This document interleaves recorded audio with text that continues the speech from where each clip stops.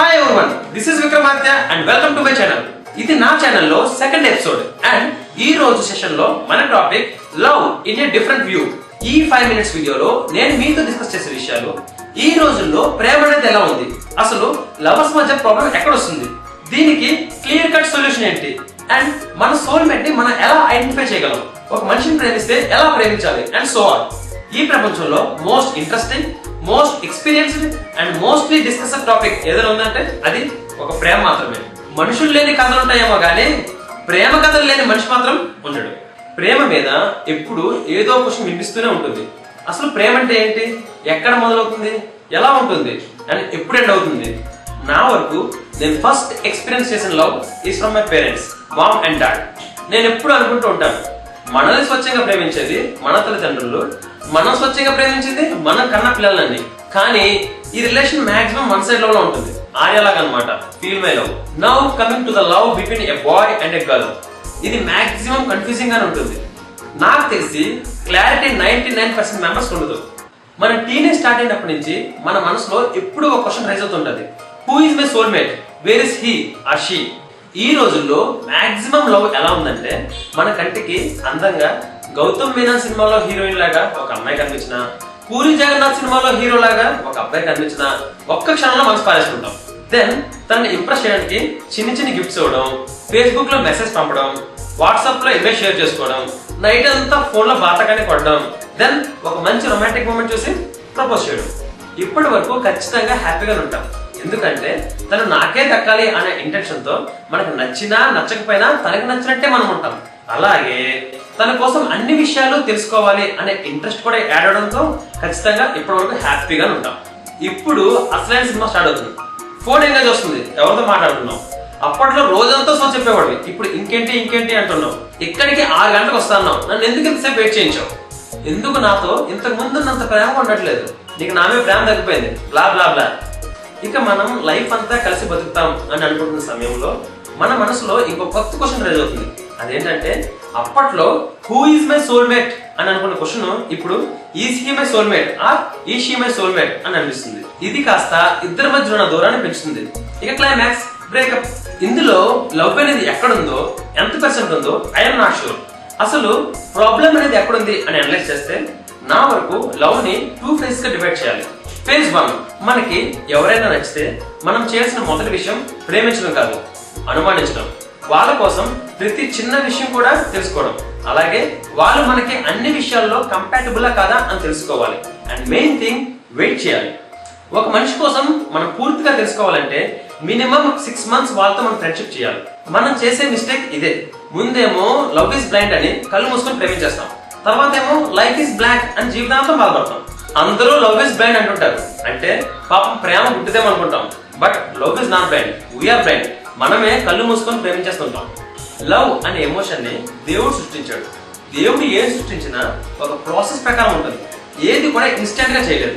ఒక పాప పుట్టాలంటే మనకి 9 నెలల ప్రాసెస్ ఉంది, మరి ప్రేమ పుట్టాలంటే 1 second చాలా. So the thumb rule is, please wait 6 months before proposing someone. ఎందుకంటే ఆనందంలోనూ ఆవేశంలోనే తీసుకున్న నిర్ణయాలు 99% రాంగ్ డిసిషన్స్ గానే మిగిలిపోతాయి. ఫ్రెండ్స్, ఒక మోస్ట్ ఇంట్రెస్టింగ్ కథ చదివితే చాలు అది ఒక మంచి జీవితాన్నే మార్చేస్తుందంటే మీరు నమ్ముతారా? కేవలం ఆ కథ మీ పిల్లలకి చదివి వినిపిస్తే చాలు వాళ్ళ జీవితానికి కావాల్సిన విలువలు నేర్చుకుంటారు అంటే మీరు నమ్ముతారా? మీరు జీవితంలో అనుభవిస్తున్నా లేక రాబోతున్నా ఎలాంటి సమస్యకైనా పరిష్కారం ఒక కథ చదివితే చాలు మీకు దొరుకుతుంది అంటే మీరు నమ్ముతారా? Yes, it's possible only with the greatest epic ever told in the history of mankind. It's the Mahabharata. ఈ కథ ఒక సూపర్ హిట్ మూవీ కన్నా 100 రెట్లు గొప్పగా ఉంటుంది. It's a challenge. విక్రమాదిత్య మాటలో రాసిన మహాభారతం పూర్తి కథ 2 భాగాలలో, పుస్తకం ఇంకా ఈబుక్ రూపంలో అమెజాన్ ఇంకా 43 ఆన్లైన్ స్టోర్స్లో దొరుకుతుంది. ఈ పుస్తకం ప్రపంచవ్యాప్తంగా 54 భాషల్లో దొరుకుతుంది. లింక్స్ ఈ వీడియో కింద డిస్క్రిప్షన్లో ఇచ్చాను, వెంటనే ఆర్డర్ చేయండి. ఎందుకంటే ఇది కేవలం ఒక పుస్తకం మాత్రమే కాదు, ఇది నీ జీవితానికి కావాల్సిన గ్రంథాలయం. ఐ రిపీట్, ఆనందంలోనూ ఆవేశంలోనే నిర్ణయాలు తీసుకోవద్దు.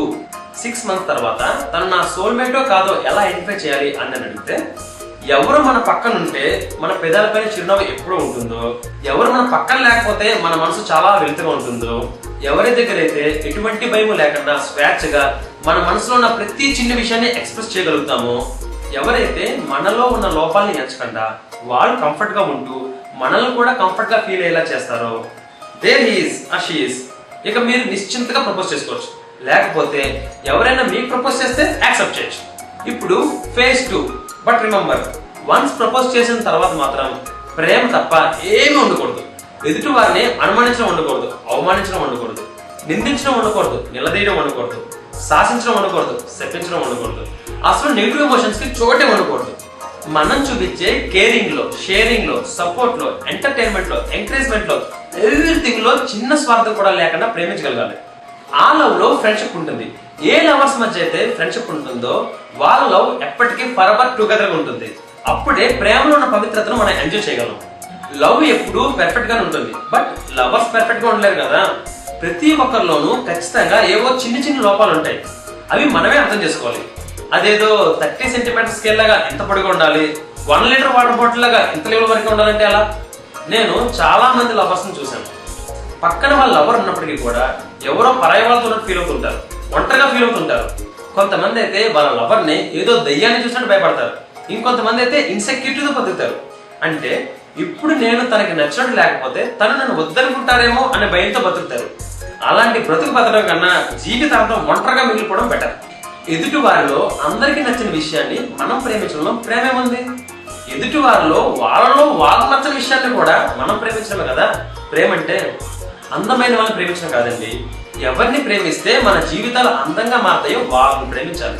చాలా మంది అంటుంటారు ప్రేమిస్తే ప్రేమ చివరికి మనకి బాధనే మిగులుస్తుందని. కానీ ప్రేమ ఎప్పుడు బాధ పెట్టదు, మనుషులే బాధ పెడతారు. ఒంటరితనం బాధను కలిగిస్తుంది. మోసపోవడం మనల్ని చాలా చాలా బాధిస్తుంది. ఎవరినన్నా కోల్పోవడం మనం తట్టుకోలేము. మనల్ని ఎవరన్నా వద్దనుకుంటే అంతకు మించి నాకు ఏమీ ఉండదు. బట్ రిమెంబర్ వన్ థింగ్, ఎప్పుడు లవ్ ని ఎక్స్పెక్ట్ చేయొద్దు. జస్ట్ మీ లవ్ ని ఎక్స్ప్రెస్ చేయండి. మీరు ప్రేమించండి, అదే తిరిగి వస్తుంది. What is neutral love? Every action has equal and opposite కదా, అది ఖచ్చితంగా తిరిగి వస్తుంది. మనల్ని ద్వేషించే వాళ్ళు కూడా ఏదో ఒక రోజు మన ప్రేమను చూసి ఖచ్చితంగా తిరిగి ప్రేమిస్తారు. Love to express but not to impress. So keep loving and be lovable. Love మీద నా వ్యూస్ కనుక మీకు నచ్చితే, ఏ పాయింట్ మీకు బాగా నచ్చిందో ప్లీజ్ కమెంట్ బిలో.